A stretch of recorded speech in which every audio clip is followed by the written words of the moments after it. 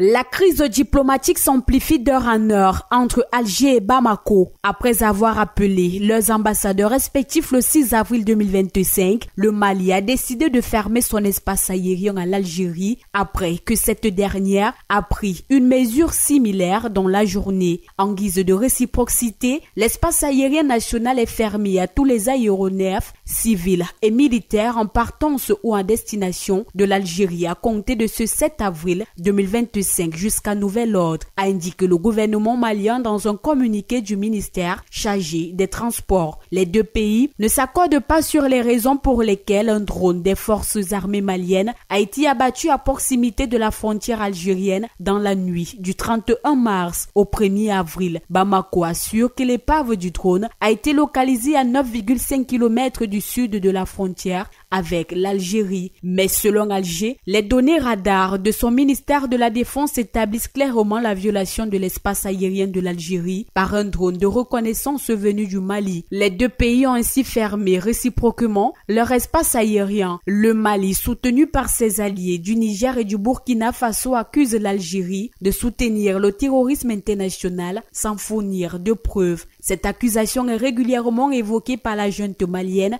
pour qui Alger entretiendrait une proximité avec des groupes terroristes dans la région frontalière. La zone de Tizaouaten est en effet un terrain d'affrontement pour l'armée malienne et ses supplétifs russes qui y combattent. Par exemple, le Front de libération de l'Azawad, le Mali, le Niger et le Burkina Faso, réunis au sein de l'Alliance des États du Sahel, ont rappelé leurs ambassadeurs à Alger. L'Algérie se dit consternée après le rappel de ses ambassadeurs. Il a répliqué en rappelant les siens et en reportant l'arrivée de son nouvel ambassadeur au Burkina. Dans un communiqué sans concession du ministère des Affaires étrangères, il a rejeté les graves accusations portées par son voisin. Les allégations mensongères venant de Bamako ne dissimulent que très imparfaitement la recherche d'exutoire et dérivatif de l'échec manifeste d'un projet putschiste qui a enfermé le Mali dans une spirale d'insécurité, instabilité, désolation et dénuement. Ce nouvel épisode survient dans un contexte déjà tendu. En janvier, la junte malienne avait mis fin à l'accord de paix d'Alger signé en 2015, rompant le lien avec son voisin du Nord. Depuis le rapprochement avec la Russie, les régimes militaires du Sahel multiplient leurs ruptures avec les anciens partenaires occidentaux et régionaux. En attendant que la lumière soit faite concernant les faits,